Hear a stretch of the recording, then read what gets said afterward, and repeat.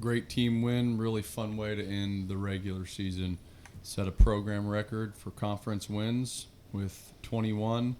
Do it in the pouring rain with really, really excited, full crowd. Fan base was electric and stayed to the end. And to find a way in like a gritty, unorthodox fashion to win a game is what this place is all about and what we've been doing for a long time. So couldn't be more excited for the kids to be able to clip off 21 conference wins. It's incredible. Last season we won the league outright with 19, so to be able to do that and then come back and have a better year is really says a lot about the team, the staff, and the players inside of it. We've talked a couple of ways about it before, that this team has won games a bunch of different ways. Pre-game today, right before the game, you said, let's find a way to win the game. And is that in the back of your mind, or is that a message you've been saying that doesn't matter how you do it, just figure out the play you need to make to help? Yeah, and we hadn't been good offensively, and their pitchers had been so good. So sometimes it just feels like you have to find a way. You have to really hunt. You have to search. You have to find a way. And they just do a great job. They do a great job holding runners. They threw a ton of strikes. They just don't give you a ton of cracks. That team is going to be good for a long time. If that group of kids stays together, they have like a lot of freshmen and sophomores that are good players. So they're going to be nasty for years to come. But it was impressive. I mean, Tyrus Hall hadn't been good, hit a huge home run. Sean Smith hadn't been good this week, came up with a huge swing of the bat late. Brock Wills hadn't been in the game the entire weekend and had a great at-bat in the rain against their closer. Matt Einish had been a little bit cold, and for the last 2 days had his best at-bats he's probably had in 2 or 3 weeks. And so you just had certain guys click and kind of find it, and that's just a lot of credit to the staff. We didn't take on-field BP today. You never know why the stars align on this kind of stuff, but you wanted like a little bit of a reset. Like, hey, let's not just keep doing the same thing and expect different results. So little small changes. We caught Gravy today. Graveline hasn't caught Chance and Cole the entire season. I think that's the first time he's caught him, just to get Gavin Kelly off of his legs. Maybe that would have helped him offensively a little bit. He came up with a big triple off the center field wall, and so things went our way. And then we decided to have the game at 12 and not 11. If we had it at 11, that closer might be in the game in sunny conditions. And so a lot of credit to the entire team.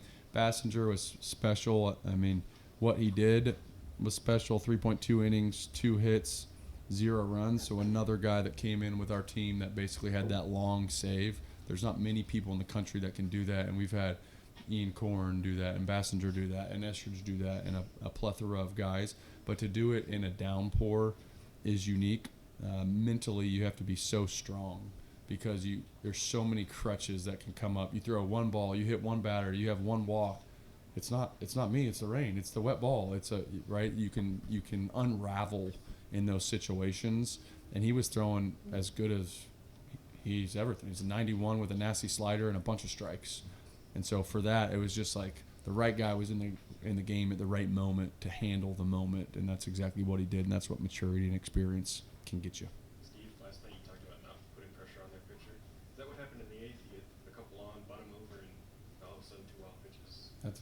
That's exactly right, and you can kind of start to feel that momentum shift a little bit. You have some pinch hitters. You have the moment starts to exist. When the moment never exists, hitting's really hard and pitching's easier. And when you're a great pitcher, you're going to win most of the time. So you got to create the moment and create a little bit of pressure, and that's exactly what happened. And Mother Nature probably didn't hurt either. Those balls on those wild pitches came off pretty hard off the backstop. Were you worried? Yeah, the first one not as much. With Wills, I was sweating it pretty heavy. Wills did not get a great jump and slid into home, and it was bang, bang.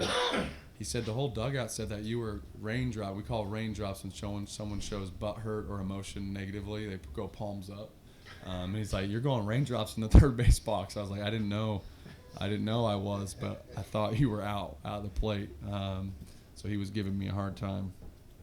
Steve, get the home run from Tyrus to tie it in the 6th, but then he gives you the sacrifice in the 8th to get the tying and winning run and scoring position. Yeah. Was the sacrifice just as valuable? And what goes into that deciding in that situation, let him swing or go for the sacrifice? Yeah, first and second, no outs. No brainer because Matt Einish had been swinging the bat so well. Such a no brainer that TCU knew we were going to bunt and ran the wheel play. It's one of those funny things. We actually, when we brought the team together in that offensive timeout, I said, if they run the wheel play and crash, you pull back and you blast the ball up the middle.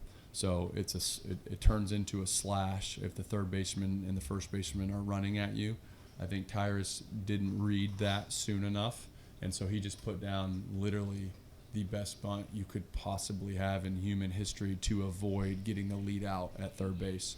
Both corner infielders sprinting full speed, and the ball was just killed right in front of the pitcher where there wasn't a play at third base. So it worked out in our favor, and it's always, for every defensive play, there's an offensive answer. Essentially, you just have to be aggressive enough to run it, and Tyrus got the bunt down beautifully, but it could have been a very interesting game if he pulled back and swung there.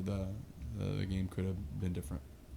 Coach, last night you were talking how the team last year, this point of year, scratching and clawing just for any kind of momentum it could have.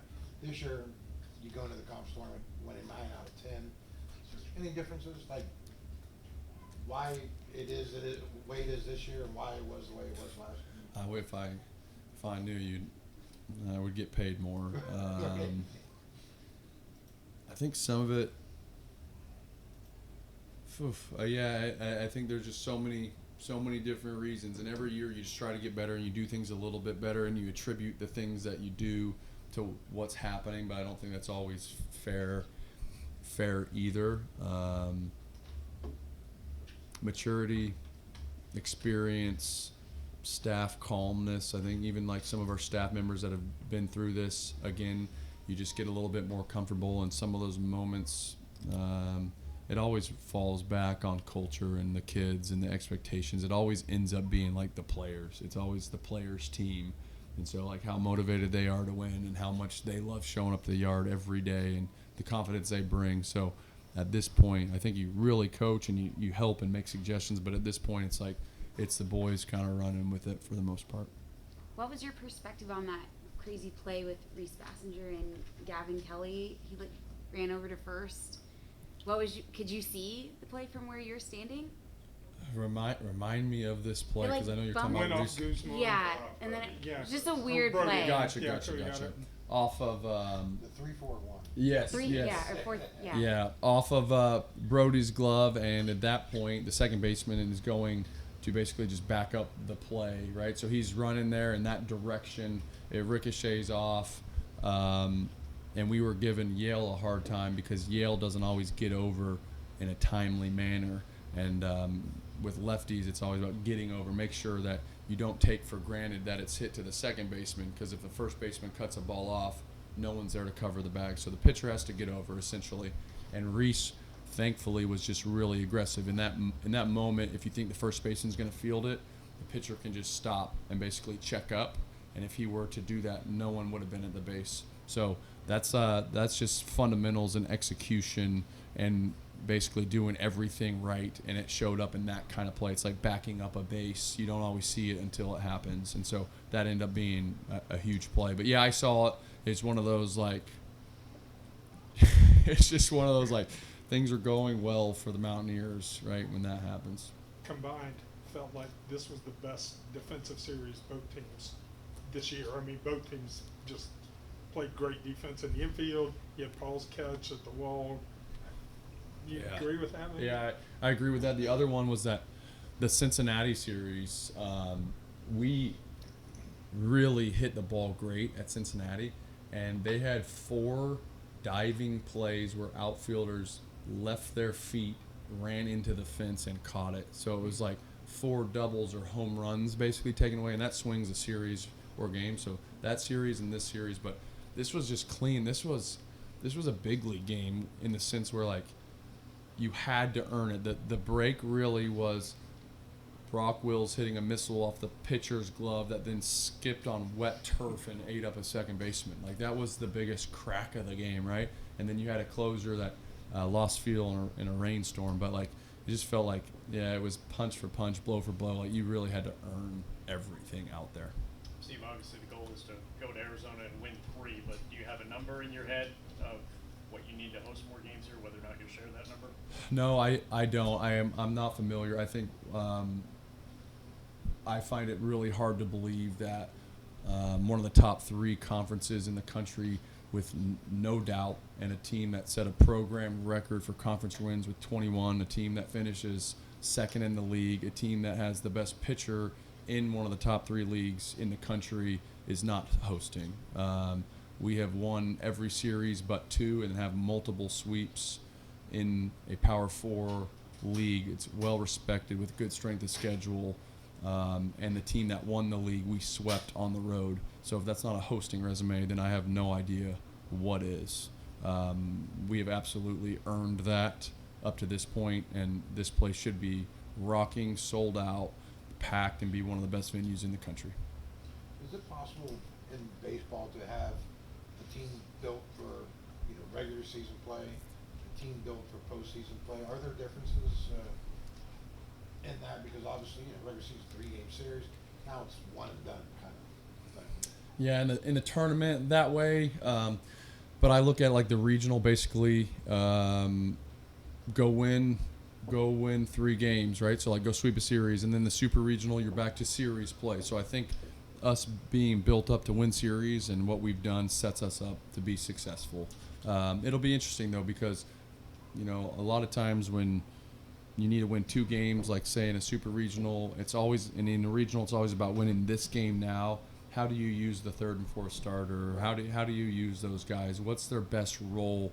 Because you don't want to look up and say like, well, we didn't use Montesa in the postseason, and the guy needs to add value in certain ways, or we didn't use, or Corn's a starter, and we should have brought Cole out of the bullpen, or should Corn go back to the bullpen? There's just a lot of things that we have to figure out to get the best pitchers in situations to be successful, pitching the most, basically. And so with this team, it's a little bit more difficult than in the past.